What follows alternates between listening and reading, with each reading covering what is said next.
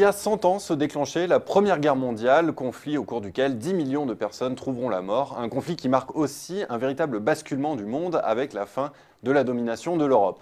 Alors à l'occasion des commémorations du début des hostilités, le mensuel Alternative économique publie un dossier sur l'état économique de la France et du monde en 1914. Alors quelle était la situation? Peut-on trouver des similarités avec ce que l'on connaît aujourd'hui?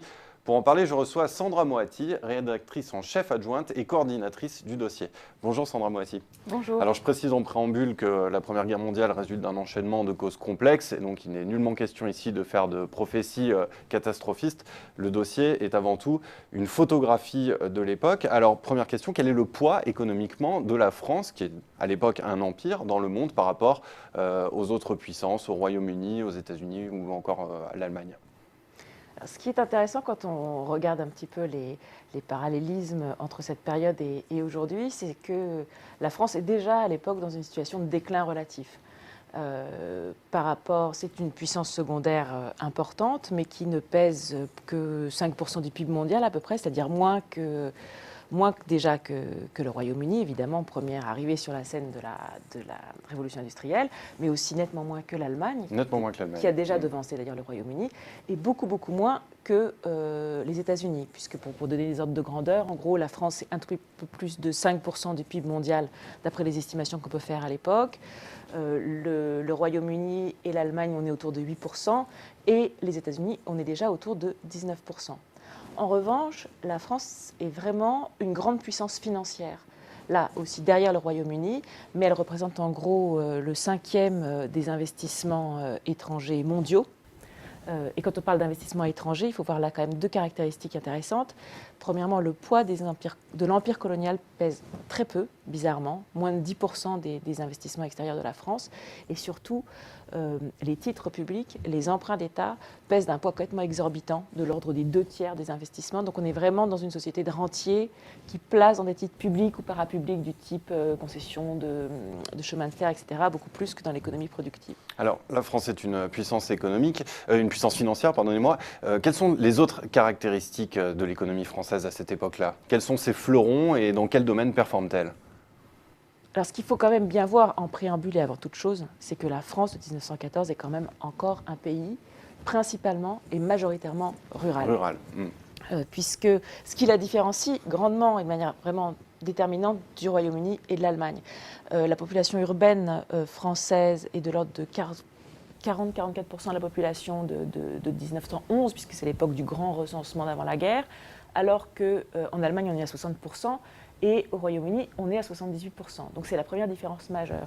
Donc ça, évidemment, c'est d'une certaine manière le reflet du retard industriel de la France. Donc je ne vais pas vous accabler de chiffres, mais on les retrouve dans les chiffres de production industrielle.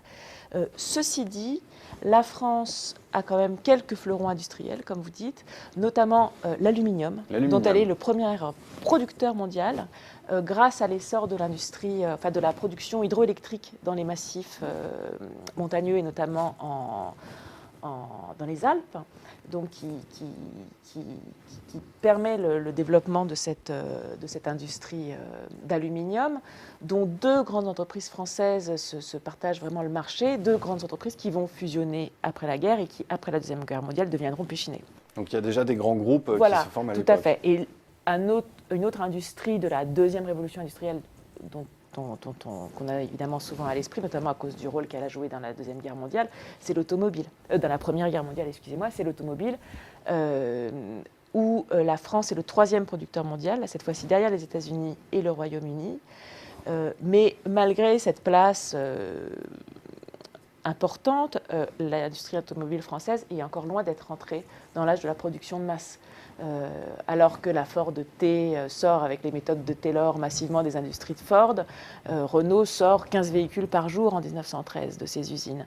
Et si Louis Renault a lu les écrits de Charles Taylor qui ont été traduits en français en 1907 et qu'il a commencé à les mettre en application dans ses usines dès 1908. Il y a un retard. Il y a un retard, notamment lié au fait qu'il y a une très forte résistance du mouvement ouvrier à l'introduction de ces méthodes, de division extrême, de parcellisation des tâches, de chronométrage, etc., qui occasionnent des grandes grèves qui obligent en fait Renault à faire machine arrière, si j'ose dire.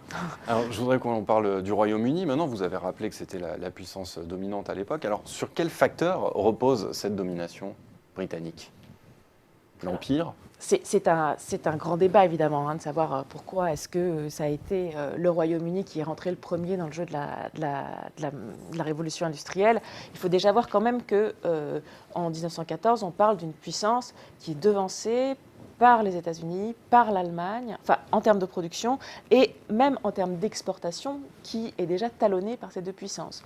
Alors si on parle des raisons pour lesquelles ça s'est passé au Royaume-Uni et pas ailleurs, bon, ce qui domine évidemment l'historiographie de ces dernières années, c'est un peu l'effacement des causes qui mettrait en exergue le génie occidental, l'esprit entrepreneurial, l'éthique du protestantisme, les innovations techniques, etc., au profit d'autres types d'explications.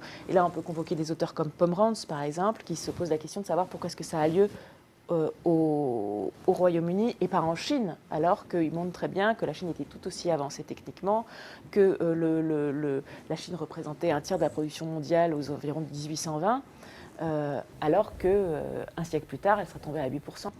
Et donc les explications qu'il avance sont fondées essentiellement sur la disponibilité et l'abondance du charbon et l'expansion coloniale, enfin l'expansion maritime, qui sont deux choses qui vont permettre en fait de libérer l'économie britannique de son espèce de verrou malthusien, en fait, donc de la limite de la nature en gros. Et l'Allemagne, où en est-elle? Est-ce déjà à l'époque la machine exportatrice qu'elle est aujourd'hui? Alors ce qui est extraordinaire dans les écrits de l'époque, c'est que ce soit en France ou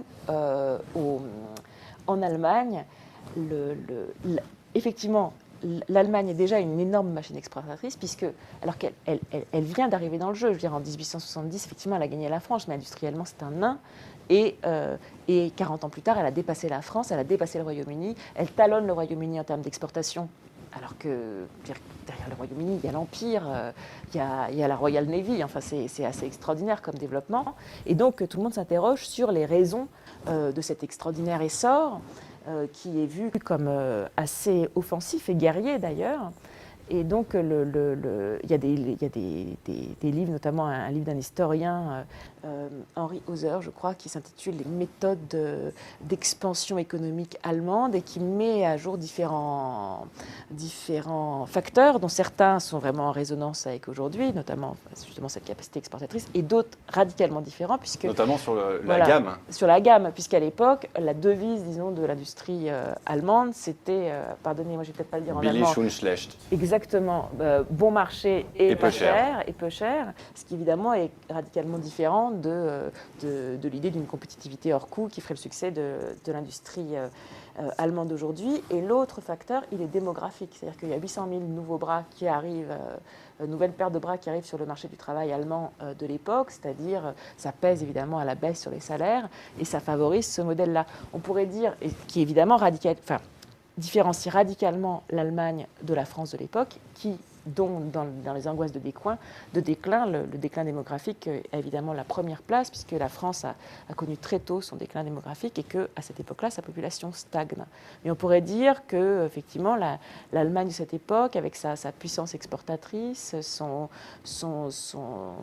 concurrence par les prix et son espèce d'armée de réserve, fait un petit peu penser à la Chine du début des années 2000. Pour conclure, Sandra Moatti, tous ces pays ont un point commun, ils ont tendance à adopter des politiques plutôt protectionnistes, et pourtant, vous le soulignez dans le dossier, il y a quand même, on le sent déjà à l'époque, un mouvement de mondialisation. Alors comment expliquer ce paradoxe ? Alors effectivement, c'est l'époque, quelques années plus tôt, à la fin des années 1890, notamment des tarifs Méline en France, donc qui sont ces tarifs qui visent à protéger l'agriculture française de la concurrence des exportations du Nouveau Monde.